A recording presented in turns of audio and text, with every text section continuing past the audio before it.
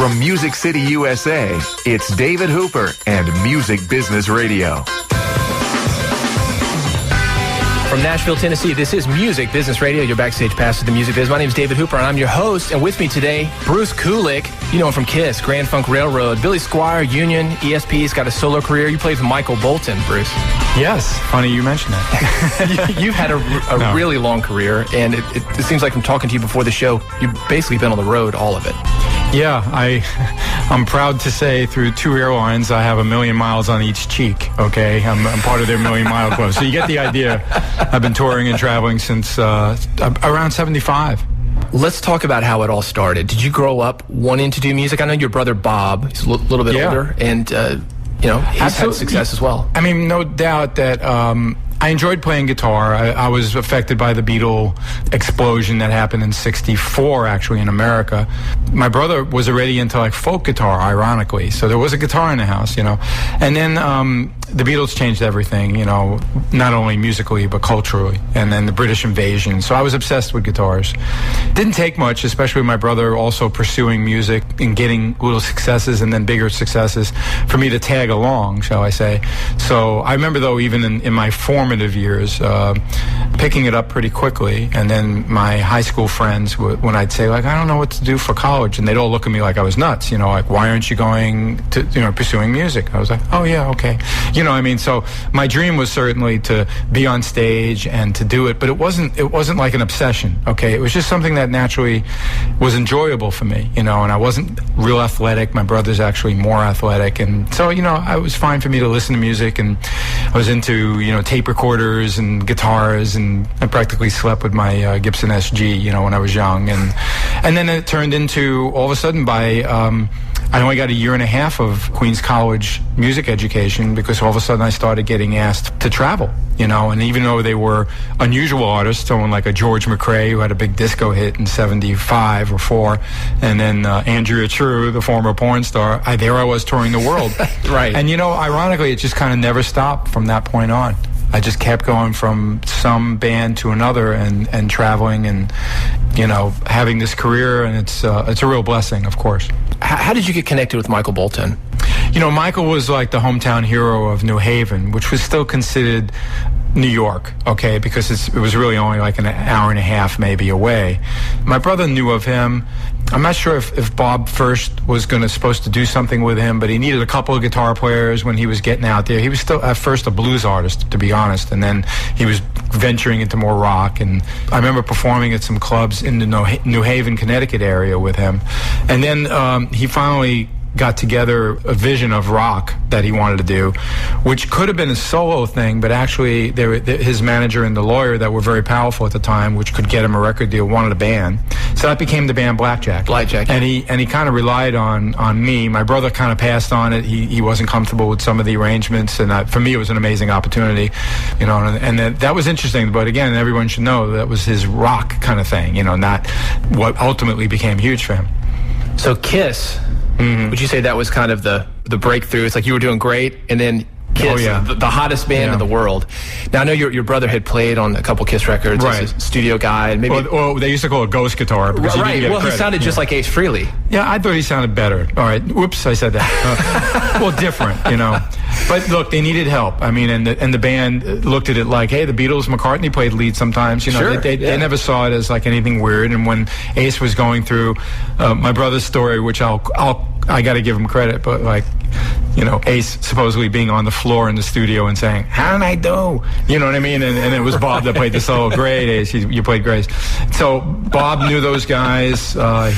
I socially knew both of them, especially Paul, back in the late 70s, because my brother introduced me to them. But again, it was just hang out, go to a club with Paul. Gene and I only would meet. One time I met him in the studio when we went by when they were doing Creatures of the Night.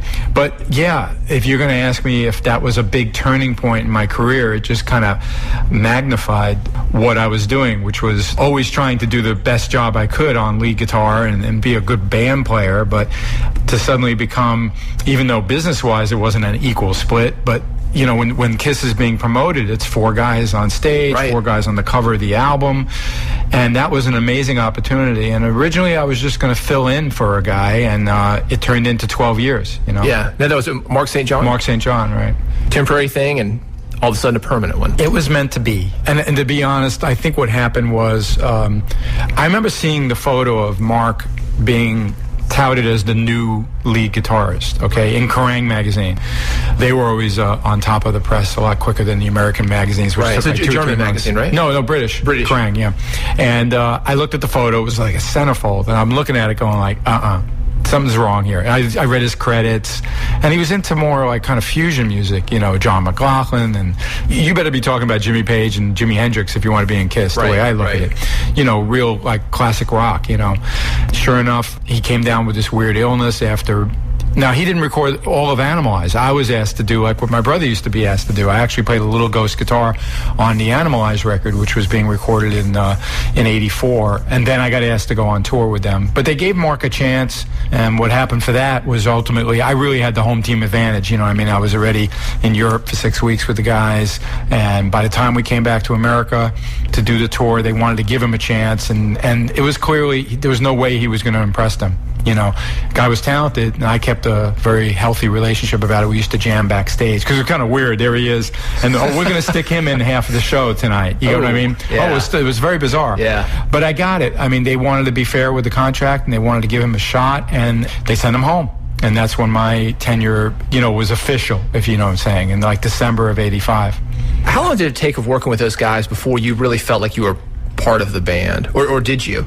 Because, the rumor is that basically Gene Simmons and Paul Stanley kind of run the show. Well, they do. They own the band. They always owned the band. I mean, obviously in the very beginning, it was probably all 4 of the guys. But as it moved on and the changes started to happen with the band members, clearly then it was a situation where they it's like, I always, sometimes I'll say it's like Coca-Cola. It's a brand name. It's a business, I guess I felt comfortable even by the time I finished the Animalize tour, but when we started Asylum, the first new record where I would be on the album with my face instead of, no mention or anything, that's when I started to feel more a part of the band. Although I was still very much of the, shall I say, my personality was wise to just watch and learn and not try to exert too much. You know what I mean? Right. These guys have already been successful. At that point, it was still many years, who would think it's now almost 40. They had a good 10 or 15 years already. Yeah, and they never stopped, if you know what I'm saying, where other bands just all of a sudden you don't hear about them for 10 years and then they exist again. Kiss never stopped. So it was very, very important for me to just watch and learn and do my job. And as I went on in tenure, obviously, I felt more comfortable with saying, I really don't think that song's great. You know what I mean? And they could hear that better. And they listened to you. Yeah. Well, it didn't mean it got left off the record, but they would be curious for them to say, well, what do you think about it? What's bothering you about it? Kind of thing. So we can engage, but there was no way I was ever going to try to think that I knew better than them how this band should work, you know, because there's certainly a very strong dynamic relationship between Gene and Paul that makes it very successful. Yeah, those guys, they seem like they're soulmates. In many ways, I mean, they're like brothers that actually sometimes don't get along at all. I mean, it's obvious only to the inner circle of people around them. Though you can even see it in some interviews. Gene will say something and Paul will just take it right away, or Paul will say something and Gene's like, huh? But in the same way as brothers, but there is still that common bond of they were meant to work together, and there's some magic in that. There's no doubt. Most bands have really, if you look at all the big bands in the world, in rock and roll, certainly there's like 2. There's a main guy and a foil, and sometimes they're equal. There wouldn't be a Led Zeppelin without, the 2 of them, and the Who without Townsend and Daltrey, exactly. and on, Aerosmith without, Joe Perry and Tyler. So you get what I mean. And Gene and Paul, it was magic when they got together. There was just something happened, you know what I mean? And they both had that vision of doing a band like that, and they're both very different, both vocally and stylistically. So it really keeps the band very versatile. And I shouldn't forget Lennon and McCartney being probably the ultimate one. Again, one being much darker and one being much more lighter, you know what I mean? Right. And those elements making something amazing. Jagger, Richards, I can go on, but you get what I'm saying? They had that special quality. So far be it from me to tell them what to do. Well, the thing I really love about those guys is they think really, really big. Always. And I know you talked about the Creatures of the Night album. They actually had, the cover was reshot with you in it. Yeah.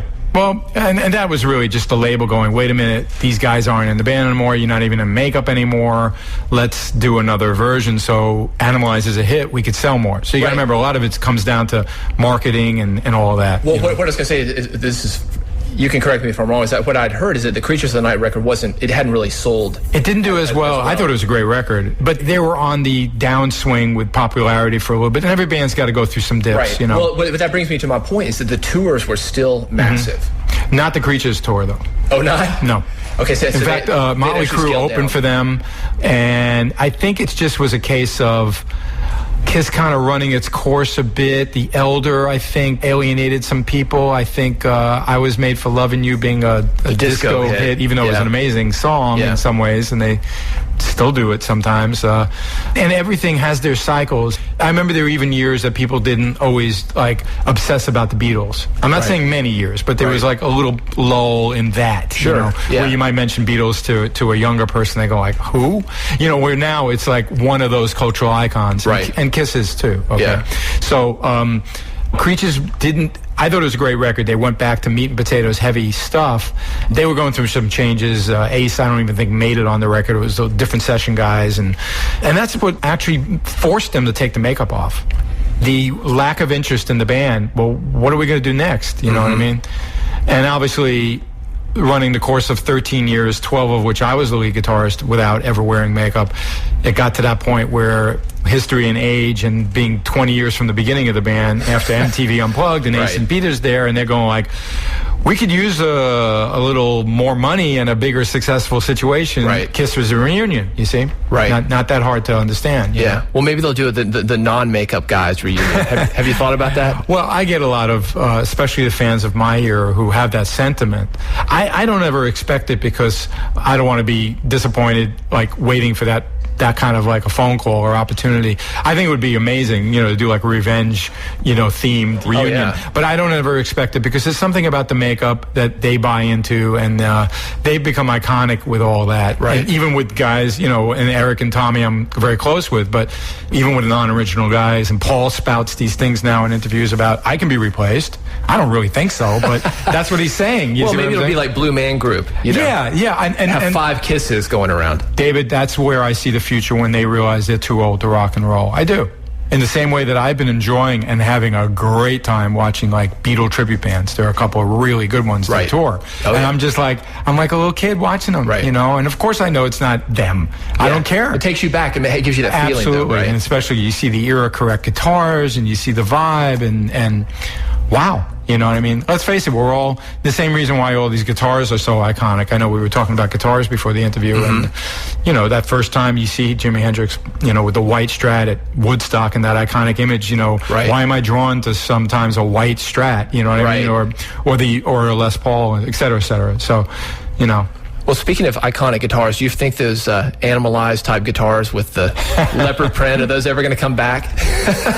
You know, you got a point there. No, there's a market. You see, right now with this global market of music, okay, and as you know, because of the internet, you know, you can order anything from anywhere, and I have fans all around the world. It's really remarkable. And there's a niche for everything. So if you're into 80s metal-looking guitars, there's a website for it. There's a company that makes it, et cetera. The hot pink with the green knobs. Whatever you want. We got you. It's all there. I'm not saying that would be, you know, like the most featured guitar of the month if you look at what's popular, but you can find it. Absolutely. Everything's there. I want to know about public scrutiny, because speaking of icons, Ace Frehley, iconic guitarist. Yes. Technically, maybe not the best, but people love that guy. I mean, he's flashy and the spaceman character. And you were more or less replacing him. Of course, Vinnie Vincent and Mark St. John were in there. And, you know, Vinnie's an incredible guitarist. What was it like to have the public, you know, criticism, or were they supportive of you? They were. In the beginning, they didn't know who was playing lead guitar because I didn't get the big announcement. I don't believe Tommy Thayer did either, to be honest with you, because he kind of snuck in there too, because Ace was a wild card during his end of his tenure with the band again in makeup. But it wasn't impossible. I never took it personally, and the majority of it was very supportive. You know what I mean? You got to remember, it was a non-makeup thing, so I didn't have to compete with, like, do I look enough like Ace? Am I stumbling around enough, or whatever? You know, because Ace had a certain swagger on stage that made him, you were hoping maybe the guitar will blow up or whatever. You know what I mean? Right. He represented a certain danger and all.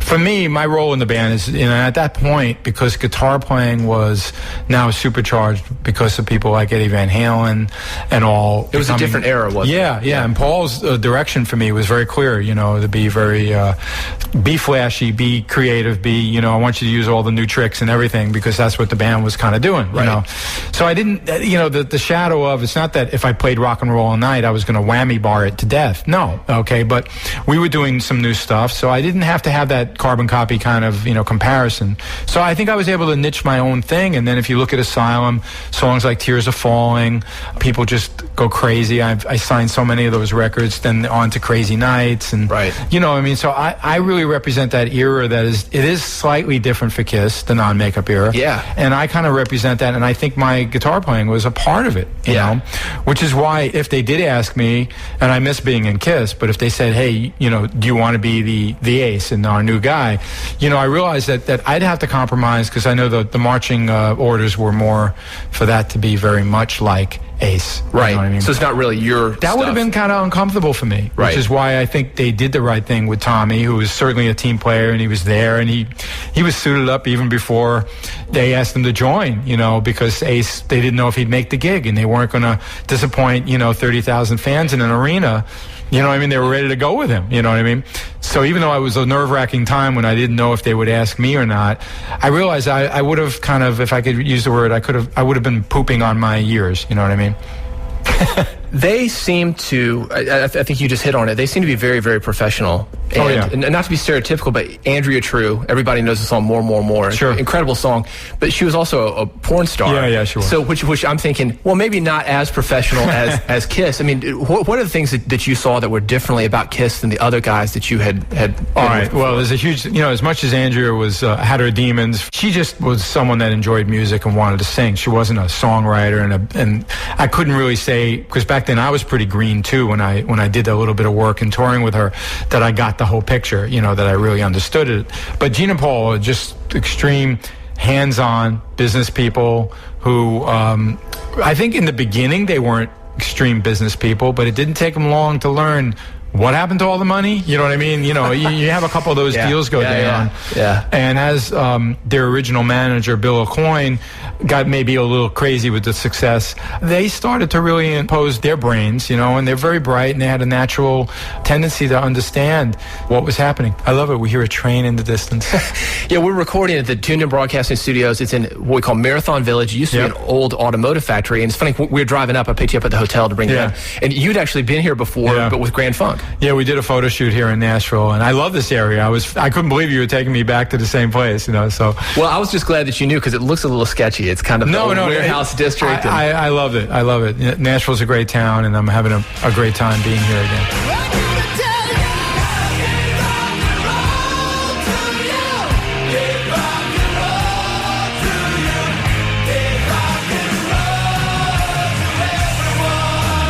You're listening to Music Business Radio. More with Bruce Kulick when we return.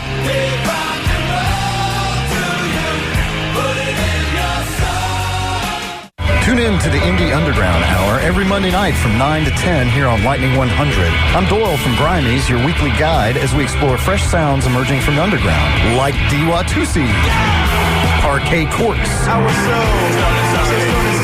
Sally Ford and the Sound Outside,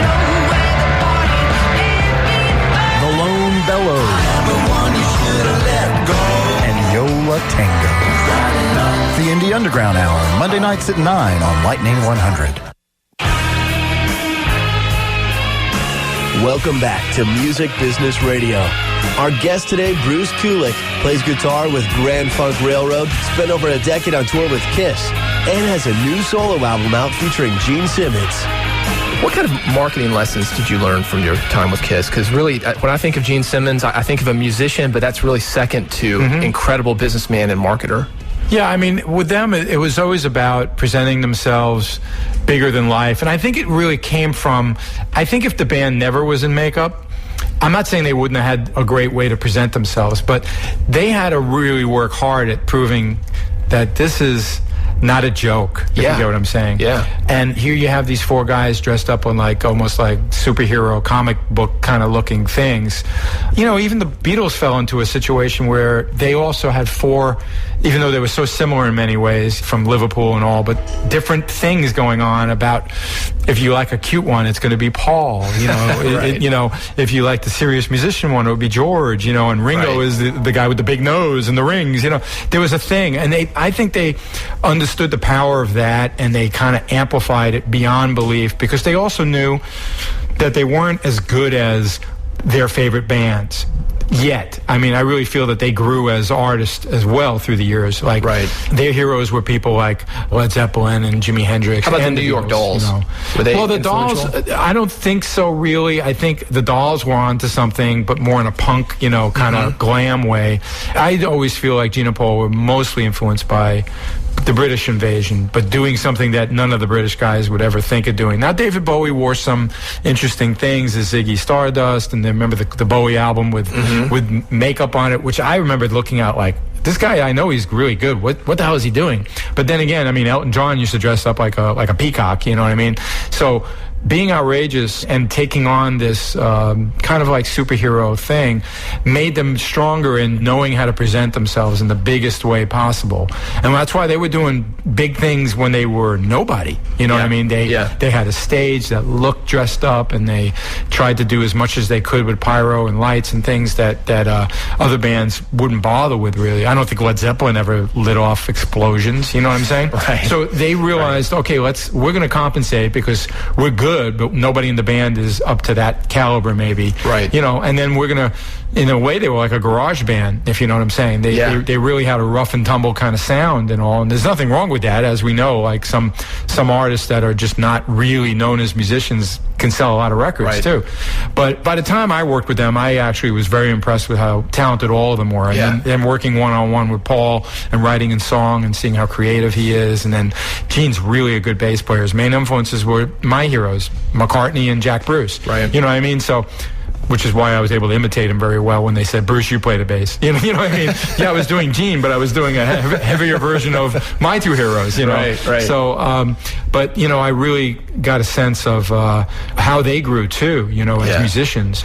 But I got to say, they know how to sell things, and I've always watched and learned, and I was a part of the interviews and a part of the publicity and all, but they're like a machine, and it's very natural for them. It's like second nature. Yeah. Paul's going to come in and do an interview, and he'll have some very creative, clever ways to say what he wants to say. Right. Or I might say, you know, like, my favorite track is this. He's going to like, well, to me, that track, it feels like a milkshake. You know what I mean? On a hot summer day. You know what I mean? I'm like, and he's making some like groovy analogy. He's a wordsmith. Yeah. And Gene is more to the point, and he's like a car salesman, you know, but it's he's not a used car salesman. He's selling Lamborghinis, you know what I mean? Where there's no better stage banter frontman than Paul Stanley. Absolutely. Yeah. How y'all doing? Yeah. You know, of course. Yeah. Have you heard the bootleg? The people let me get this off on my chest bootleg? I think I've heard some of the funny stuff people does. Yeah, you've heard them live. I mean, that guy can work a crowd. And you know what else they do is they always are very grateful to the fans. Oh, yeah. Yeah, it's always been about the fans. Although, you know, there's many times when we hear the fans complain about, why don't you do this, why don't you do that? They're not going to do. If it's a song that, you know, they look at it in the majority rules, okay?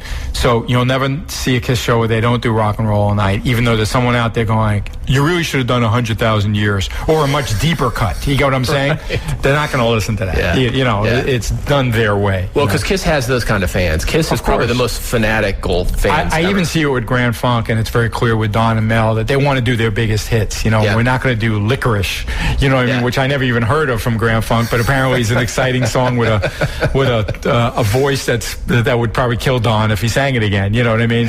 So, but that's the fans. You got to love them. You know. Well, I want to get into Grand Funk. Before then, though, I know you spent time with a band called Union, which is your own band. John Corabi. People know him from his time with Motley Crue. Yes. He plays with Rat. Not anymore, but now he's solo stuff. Has played with Rat. So you know, did you know him from before? You know, I did. I remember he had a band called The Scream in L.A., and his wife at the time was a hairdresser who I knew, and she actually even used to cut my hair sometimes. And so I did know of him, and then it was both Nikki and the old Kiss manager, Larry Mazer, and Nikki, meaning Nikki Sixx from Motley, who both recommended I hook up with John once I wasn't going to be in Kiss and he wasn't going to be in Motley. And, you know, again, in that situation, starting from the ground up, if there was going to be no chemistry there, it wouldn't have worked. Right. Okay. And oddly enough, with him being the pirate freak and me just being like, you know, me, okay, there's a real yin and yang there that kind of worked right away. Musically, we were very comfortable together.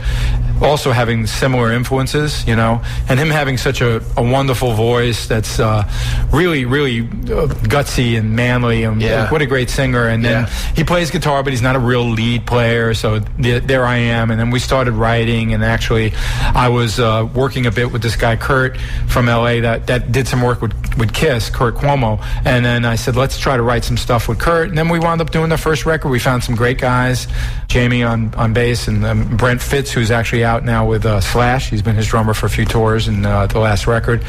And there was Union, you know, but it was a struggle. Music was changing then. It was like, we put out the first record probably in 98, and grunge was so big, and, you know. And you guys were hard.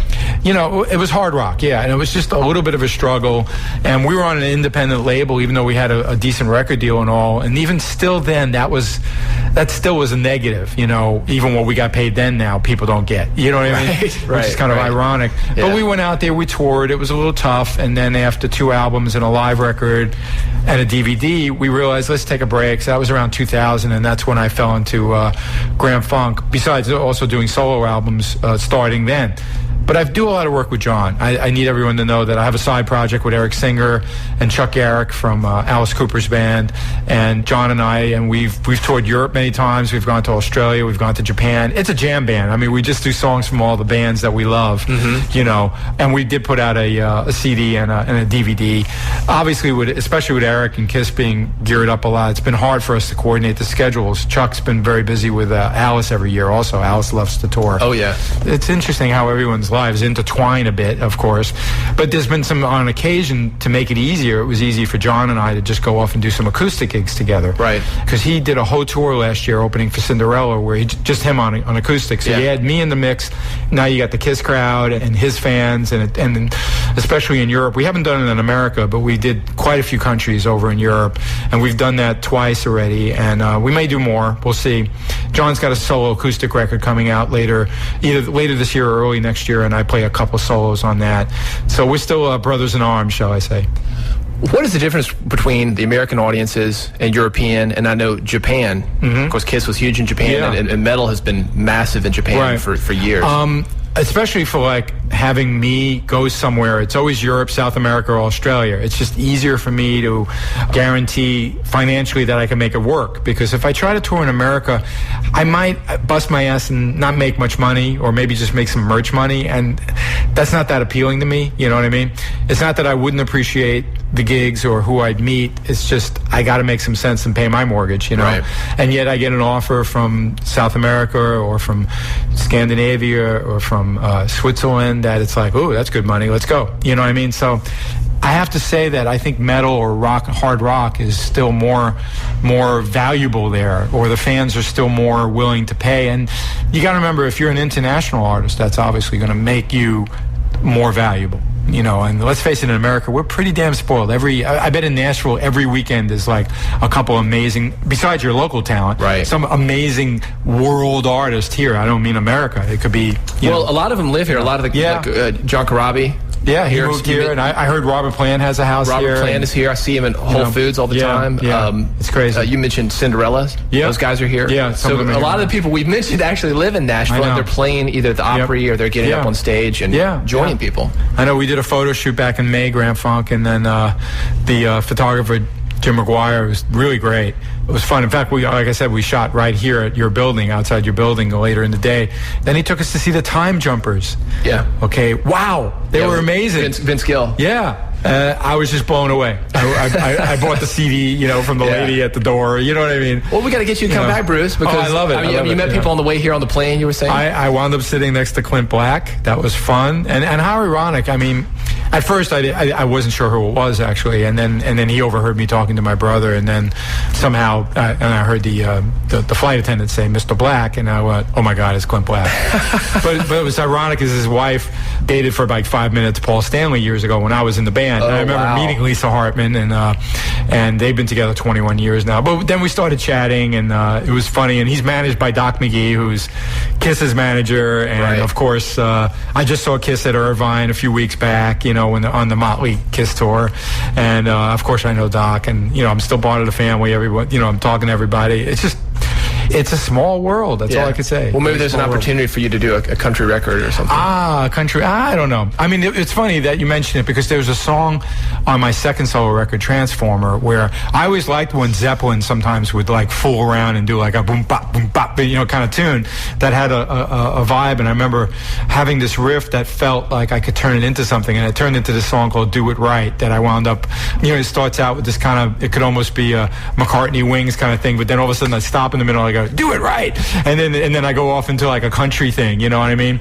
I'm not saying I'm a country picker, and the guys in this town are just amazing, but we're all influenced. It's amazing how that line's been crossed with how country and pop now and rock, and it's all blending. And I know Clint Black. He was, I overheard what he was saying. I mean, no, he actually said, I have all the Zeppelin on my iPod. You know what I mean? I mean, you wouldn't think that, but there it is. Well, it's funny. When I was prepping for the interview, I was going back and watching you on stage, watch the Animalize, and I said, is that a Stevie Wonder break? I mean, it sounded like he was having like fingertips or something, So what in Animalize? In Animalize Live, when he's interacting with the crowd, Paul Stanley. I think he took Stevie Wonder's melody. Oh, maybe. And I think there's stuff like that happens all the time, and people don't know where it comes from. But I think that's one of the things that's so exciting about music, because you can say, well, that was cool, and then you go back and you're exposed to Stevie Wonder, you're exposed to the Beatles, or you're exposed to even like, Grand Funk, and this is where it came from, and it's like never ending. Right? Absolutely. No, it's one big melting pot. Never get bored of good stuff. Well, speaking of good stuff, and speaking of the way things come together, you've got a solo record. It's called BK3. Right, which represents my third solo record. Right, and it came out a couple of years back, but this one's special because it had a lot of amazing guests. Well, one of the guests, Steve Lukather. Yes. You got a song here called Between the Lines, and I'd like to know the story behind how you contacted Steve Lukather. Is it one of those things like Nashville where you're on the plane, or? No, what's interesting, and I didn't have the guts to really look for special guests until Gene, who hopefully you'll play one of those tracks later, until Gene Simmons actually agreed to be on the record. And then I realized, well, now I got something to brag about. It's not just like a little project or something that people think you're doing. Steve lives in L.A. where I live, and I remember running into him at a local cafe, and then we said, let's hook up sometime, and we kept in touch with some emails, and I didn't say nothing about the record until we had lunch, and we just caught up about the state of the music business and everything. I mean, he's such an amazing session guy and total guy. Well, that's what they started out as, right? Yes, absolutely. And that's him on some of the Michael Jackson hits like Beat It. It's Eddie Van Halen playing the lead, but he's playing all the other guitars, Right. And it was great talking with him. And then I got the guts to just say like, hey, I got my solo record, I got a couple guys that are great, and Gene's on it. Would you do a solo on it? I could tell he was like, excited about it. He wanted to be sure that, we'd be good players. Again, I never worked with him intimately. I jammed a few times at clubs, because there's a couple of clubs in LA too that are like here in Nashville where people sit in and all. But he agreed, and then we booked it. I had to wait a bit for him, and there was this instrumental I specifically wrote for dueling guitars, shall I say. And it was kind of ironic because I didn't really know where it should go, and neither did my producer. So we just kind of let him play, if you know what I'm saying. And then when we left, we go like, now what do we do? Because some of what he played was unbelievable, and then some of it clearly he didn't get where we were. You know what I mean? So, but then again, because it was going to be like more of a 50-50 thing of us jamming off of each other, it was a lot of slice and dice in the Pro Tools, but we made it work, you know. And I'm real proud of the track called Between the Lines. Well, let's check it out. This is Bruce Kulick. The album is BK3. The song with Steve Lukather, Between the Lines, on Music Business Radio.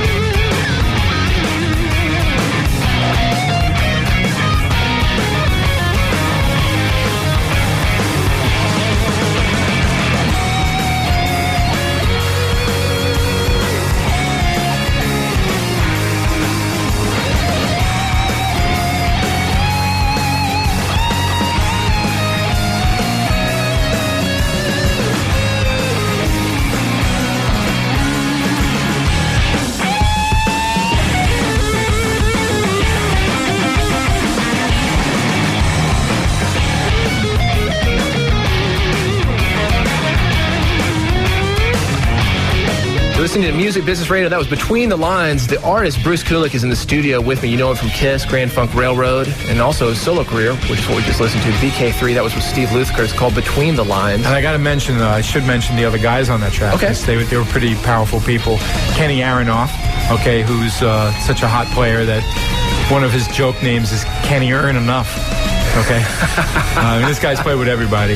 And I think currently he's with somebody really. I mean, he filled in for Chickenfoot because, you know, the Chili Peppers were gigging, you know. So he's the go-to guy, and it was great to have him along. And then the bass player is Jimmy Haslip, who's the guy who was in Blackjack with me with Michael Bolton, who is more known in the fusion jazz world as one of the great players.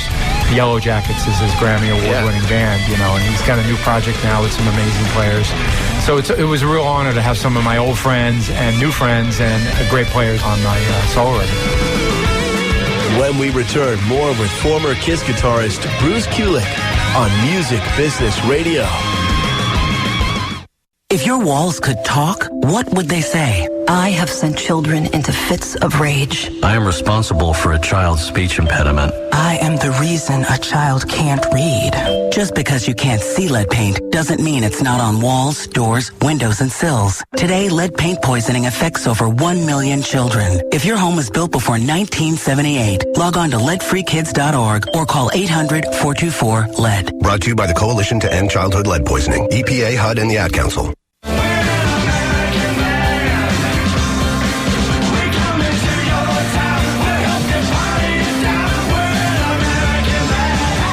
Welcome back to Music Business Radio. Our guest today, Bruce Kulick, plays guitar with Grand Funk Railroad, spent over a decade on tour with Kiss, and has a new solo album out featuring Gene Simmons. Grand Funk Railroad. Yeah. You've been with Grand Funk almost as long as you've been with Kiss. I know. This is my 12th year of touring with the band. It's crazy. And the next year I will have eclipsed my tenure in Kiss. That's crazy.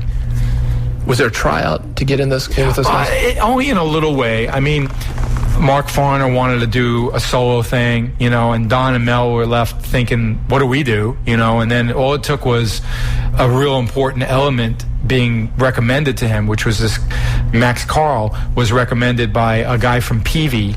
It's kind of ironic that he could really fit the bill in the sense that he was this tremendous R&B, blue-eyed soul kind of rock singer, okay, who also played every instrument. But he wasn't really a lead player, okay, a lead guitar player, okay, even though he's a damn good guitarist and keyboard player, accordion, everything, harmonica. And then I was always on the short list for the guitar. I knew Don's wife. She was married to someone back in the Bolton's backup band from years ago when first it was Blackjack, but then Bolton went solo, and I gigged with him then too. In fact, we opened for Bob Seger, and Don Brewer, you know, or should know, plays drums for Seger on many, many tours. Mm-hmm.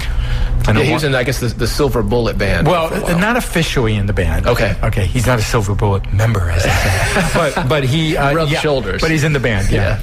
And he's a great drummer, and he's one of the best rock and roll drummers, period. And Seeger doesn't even like to tour without him, ever. Okay, Yeah. so trust me that next Seeger tour, whenever Seeger does gear up to go, it will be done. I know it. And I know why. I mean, I've seen him every time he's toured with them, and it's just, he keeps it together. He's just such an amazing drummer.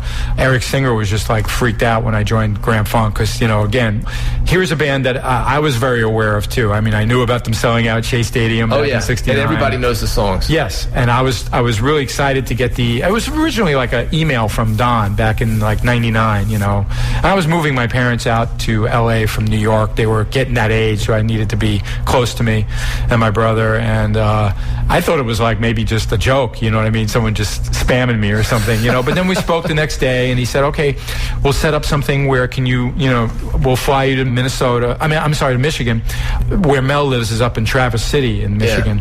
And there was a casino there where we could use their showroom, and that's when I met Max. We didn't have our keyboard player yet, Tim Cashin, but who's an incredible player too, from Bob Seger, and he played with Robert Palmer and others. So next thing I know, it just kind of clicked right away. I don't even think they necessarily were very serious about anybody else, Right. And then the next thing I know, late '99, we rehearsed. In the late '99, we did our first show, and then from start of 2000, it was the usual 30 to 50 gigs a year, and they were all fly dates. Some people think, oh, you're going on tour again. No, not really. Every weekend I'm on tour. You know what I mean? Right, it's kind of like that.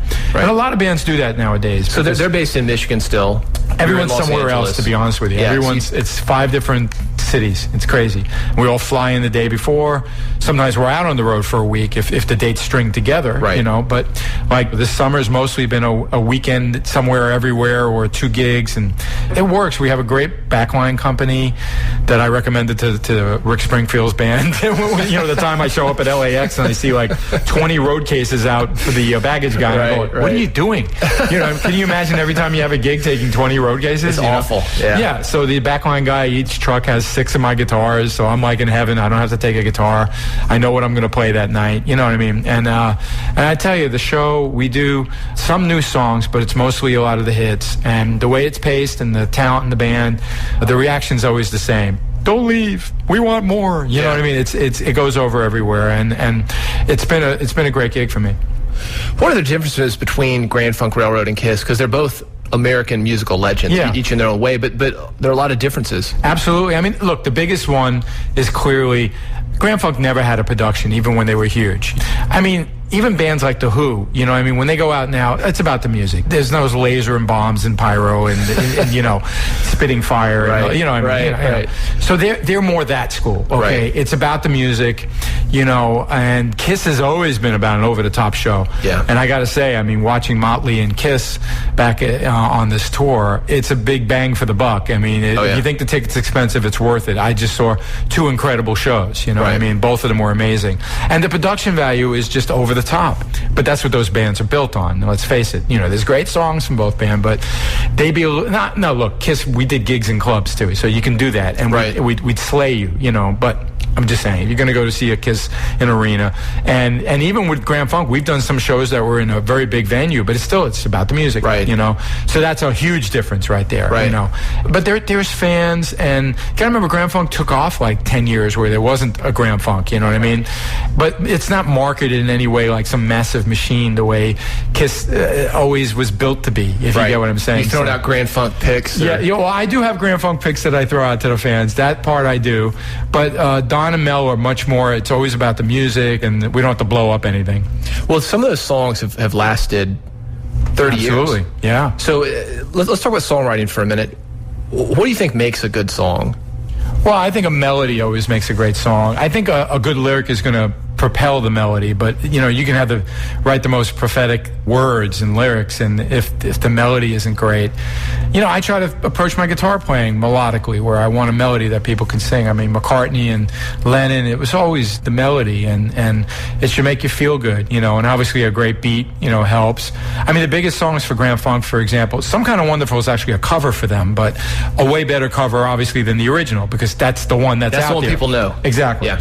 And then when Mark and Don obviously realized, well, this is a great song, let's do this, and then they both sing it to each other, kind of. So now it's, of course, Max and Don. It just brings down the house, It just makes you feel good. Right. Locomotion was an old Motown hit. Sure. Don wrote We're an American Band all by himself and sang it. Yeah. And with his voice and that kind of lyric and that catchy melody, wrote it on 2 strings on an acoustic Martin. You could see it at the Hard Rock in Detroit. He sold it to the Hard Rock. You get what I mean? Yeah. Classic, though. Yeah. How did Kiss come up with Rock and Roll All Night? What a great title. What a great melody. What an interesting moving bass line, with the melody of it. And again, we can analyze great songs all you want, but you just know it when it feels good, right? Well, Kiss to me seems a lot of their stuff is made for like a live arena. They want guys singing with them and pumping their fist. Anthems, we call them. Exactly.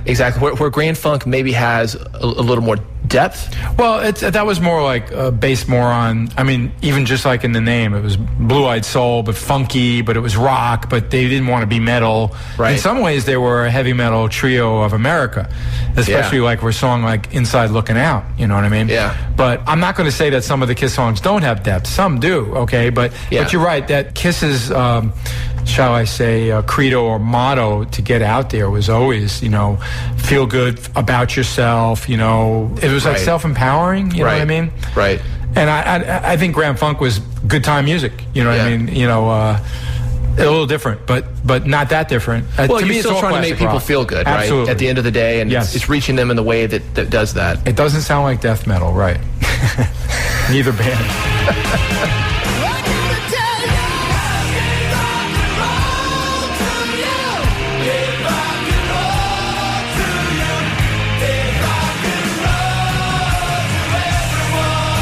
You're listening to Music Business Radio. More with Bruce Kulick when we return.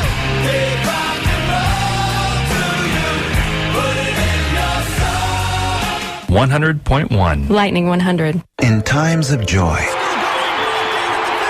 in moments of grief, broadcasters come through, even when all else fails. Today, with more ways than ever to experience the moments that transform our lives, Americans still choose broadcast radio and television more than all other media combined. We are the local broadcasters of radio and television, reaching more people, touching more lives. Brought to you by the National Association of Broadcasters and this station. Now back to Music Business Radio with today's guest, Bruce Kulick. What are the high and low points of being a musician? The business end of it's very hard. So it's very disappointing. It's very demoralizing in some ways. People come in with very big dreams, and they do need to have something like that, because otherwise it wouldn't fuel them to continue, but then again, they got to be realistic about it. And the great side, it's like, I can't tell you, when the fans from, doesn't matter if it's, 200 or 300 people to, 30,000 people, when they're cheering for you, you're on a high from it, Yeah. So you have to kind of put that in a big perspective and get it, and not mean that now you're supposed to drink, 4 vodka and tonics. And now when you're younger, that's what guys do. They can't handle, they don't get it. And you've heard all the horror stories of the people that, if you're lucky, you'll hear the story of the ones that survive that, what I mean? Because they wake up, they don't know where they are, but just remember that part of that is the fact that the high that you get, there isn't an adrenaline rush from all that love, but Bruce Springsteen seems to know how to handle it after 3 hours on stage. You know what I'm saying? Yeah. There is a way to handle it, and if you don't know how to handle it, figure out a way to do it. What do you do to keep grounded? Well, look, I realize that I'm very fortunate that I can make a living doing something that I love, okay? And how many of those very successful corporate guys and doctors that I've met who look at me like they wish they had my job, and I'm going like, I wish I was Mr. Hotshot Doctor that can go off to Italy for 3 weeks on holiday every year. You know what I mean? Well, we all think we know what's really going on, right? Right, exactly. So my knowledge of how things work and seeing a little more of how the rest of the successful world works has helped me to realize I'm real fortunate. This is what I do. It has its ups and downs. I got to travel. I got to deal with this. Sometimes I'm playing in cold weather, hot weather, whatever. But I'm playing guitar. Right. Look at me. Could be worse, right? Yeah, exactly. What would you be doing if you couldn't play guitar?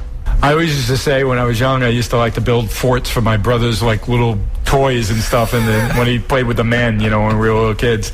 Yeah. I'd be an architect. I'd build something, I don't know. I really don't know, but I'm very flattered that my doctor friends now that I met have said, you have a mind like a doctor. But I know I couldn't be a doctor because, I can't even look when I get a blood test. I can't even watch, So, but it's nice to know I have an analytical mind that they respect, Well, but music is kind of like that when you think about it. You're piecing something together, you're building something. So there's some elements there. I love that I can keep a creative brain and yet be structured. There are many talented guys who are just very eccentric, who can't put together simple things in their life. That doesn't take away from their talent, okay? I'm glad that I seem to have I don't know if they call it like you have the left brain, right brain, and I'm happy that both are functioning, because I've met some of the guys that are just really, really talented, but they can't get from A to B. And that's a real minus for them. Now, some of them are so brilliant, they just were destined they were going to be a star no matter what. And then hopefully a good manager or a good wife or whatever helps them. You know what I mean? But there's so many talented people out there. I'm telling you, they're very dysfunctional on the other side. That they'll never leave their home or their bedroom, as you say, because they just can't figure out what makes sense. Yeah. Because you remember, we're in this. It's a market, and it's the business of music. Right. And I always used to say what do you think of the music business? Well, that's the problem. There's music, and then there's the word business, and it's tough. It is tough. What's something that I didn't ask you that I should have? Something you want to just get the word out? Say, hey, here's. Well, I'd love everyone to know my website, which is Kulick.net, Kulick.net. Facebook, I have a big presence. I have a personal page, but don't worry if you can't add me there because there's Facebook rules of 5,000. But there's an official page. And by the way, I post the same thing on both of them, and I answer the emails, there's messages now. Yeah. I mean, Facebook wants to become your email. You know what I mean? They've hijacked it. It's weird. Yeah. And I prefer doing business from a real email address. I just feel more in control that way, and it's interesting that that's where they're headed, because I get now business proposals and certain things going through Facebook that please email me at, you know what I mean, Bruce Cool at AOL, right? Because I don't want to be on Facebook to find out that someone's offering me big money to go to Sweden, okay? Right. I want to see it in a real email that I can forward it to my manager, and that he can get involved in the dialogue. Right. But you get what I'm saying? So you're available to go to Sweden if somebody's offering you big money? Yeah, as long as it fits in with my Grand Funk schedule. In fact, I just got an offer like that, but that's what I'm saying. Don't Facebook me that, Yeah. Send me an email. And the people who say out there, I didn't know what happened to you and I couldn't find you. They clearly don't know the word Google or Bing or anything. Just put my name in. Your last name.net. Yeah. Kulick.net. Yes. And it's the first thing that comes up right away. And boy, I mean, it's not hard to find out everything that I've been up to. I've been very, very on top of my social networking to my benefit. But anyone that acts like I don't know how to reach you, they don't understand the way the world works now. Right. I mean, I was actually surprised, and I think that's very cool of you that you the same email that you were emailing me at is available everywhere. I was looking at it, I said, wow, he's put his real email. How many guys do that? I have one that's more just mostly friends, and private, but it's not a problem. I sift through it, and I even talk about to do the interview with you. I wanted to see, well, what do you do? So I was on your links, and then I'm understanding better your show. Yeah, everything's out there. If I sit next to Clint Back when I after I landed, I'm like, oh yeah, I want to see the photo of him with Lisa now, you know, and I put the name in, and there it is. Right. You know what I mean? Right. That information's great out there, so use it and keep in touch. I'm there. So Kulick.net. And then, of course, the official Bruce Kulick page on Facebook. On Facebook. Very easy to find. Facebook him. Well, Bruce, I appreciate you being here on Music Business Radio. You're very welcome, sir. Jameson Haggard, appreciate your engineering skills today, coming in on the weekend. Take care of Bruce. I'm David Hooper. We'll see you next week when I interview another music industry guest. Check us out online at musicbusinessradio.com. And Bruce, let's go out with another one from you. Let's do the one that Gene sang. Gene actually co-wrote and sang a song on BK3 called Ain't Gonna Die. Because I don't think Gene and his iconic thing will ever die, if you know what I'm saying. But it's a great track, and I was very fortunate to have him on my record, of course. All right, here we go. Ain't Gonna Die. Bruce Kulick on Music Business Radio. See you guys next week. See ya. People say I'm always using my face. So you point and smile. Well, I don't care if it's true. It's always the same.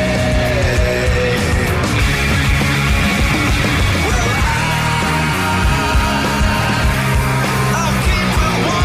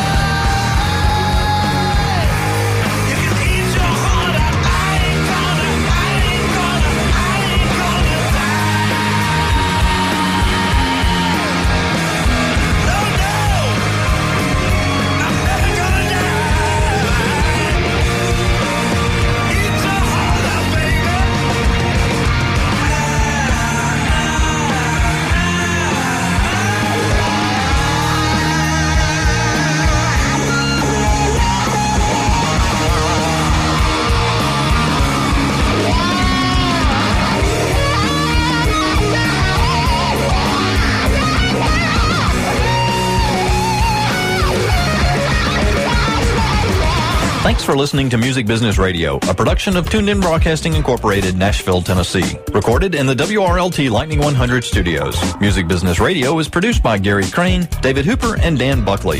Special technical assistance by Tom Hansen. With Pro Tools post-production by Justin Hamill and Dan Buckley. And Lester said, "Don't help me." For information on syndication, guest booking, demo derby music, or downloading previous episodes, visit musicbusinessradio.com. Music